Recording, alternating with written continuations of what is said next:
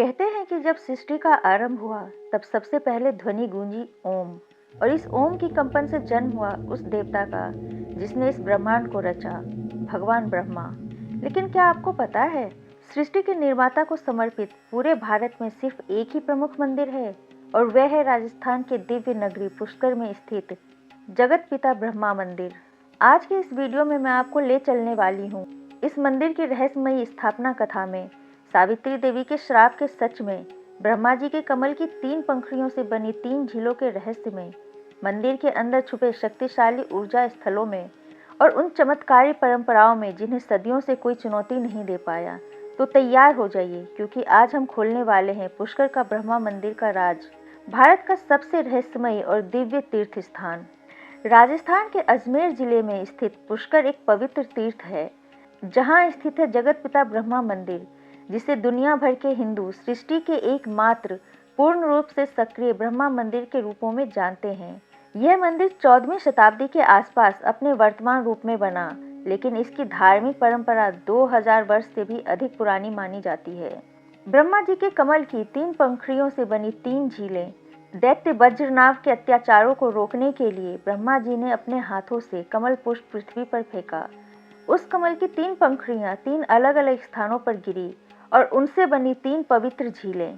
पहला ज्येष्ठ पुष्कर, सबसे बड़ा और प्रसिद्ध पुष्कर सरोवर, दूसरा मध्य पुष्कर और तीसरा कनिष्क पुष्कर।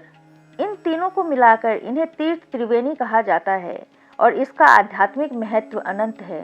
स्थापना की मुख्य कहानी ब्रह्मा यज्ञ और सावित्री देवी का श्राप।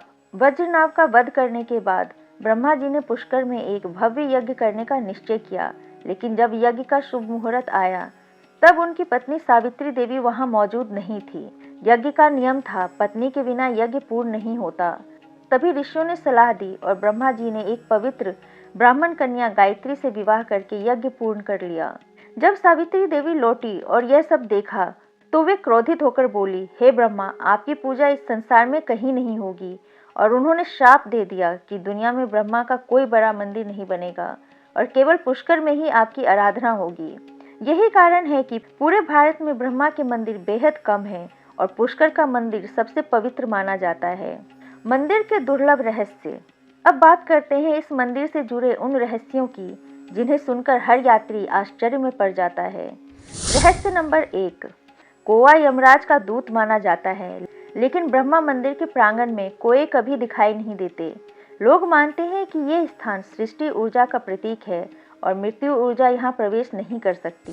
रहस्य नंबर 2, मंदिर की एक प्राचीन घंटी के बारे में कहा जाता है कि जिसने भी सच्चे मन से मन्नत लेकर इसे बजाया, उसकी इच्छा पूरी हुई। इस घंटी की ध्वनि अत्यंत अनोखी मानी जाती है। रहस्य नंबर 3, कार्तिक पूर्णिमा पर कई भक्तों ने हवा में सूक्ष्म मंत्र ध्वनियां महसूस की है, जैसे किसी अदृश्य स्थान से वेदों का उच्चारण हो रहा हो। रहस्य नंबर 4, यहाँ पाए जाने वाला ब्लू लोटस दुनिया के दुर्लभ कमलों में से एक है। कहते हैं इसे वही देख पाता है जिसका मन पूरी तरीके से शांत और पवित्र हो। रहस्य नंबर 5, सावित्री शक्तिपीठ के कुछ क्षेत्रों में पुरुषों का प्रवेश वर्जित है। यह स्थान स्त्री ऊर्जा का प्रतीक माना जाता है। रहस्य नंबर 6, मंदिर परिसर का प्राचीन यज्ञ कुंड शताब्दियों से आहुतियों की परंपरा निभा रहा है। कहा जाता है कि ब्रह्मा यज्ञ की ऊर्जा आज भी इसमें सक्रिय है।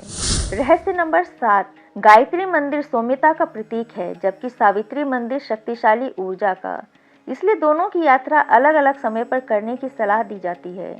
अब कुछ महत्वपूर्ण तथ्य जो इस मंदिर को और भी अद्वितीय बनाते हैं। मंदिर का लाल शिखर दूर से ही चमकता है। कार्तिक पूर्णिमा पर लाखों श्रद्धालु यहाँ स्नान करने आते हैं। पुष्कर मेले के समय यह मंदिर विश्व भर के लोगों का केंद्र बन जाता है। यह दुनिया के सबसे पुराने सक्रिय ब्रह्मा मंदिरों में से एक है।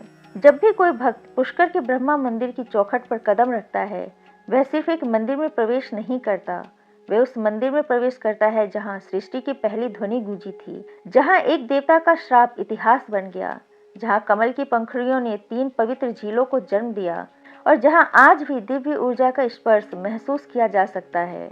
अगर आपको यह रहस्यमयी यात्रा पसंद आई तो वीडियो को लाइक और शेयर करना ना भूलें। धन्यवाद। जय ब्रह्मादेव।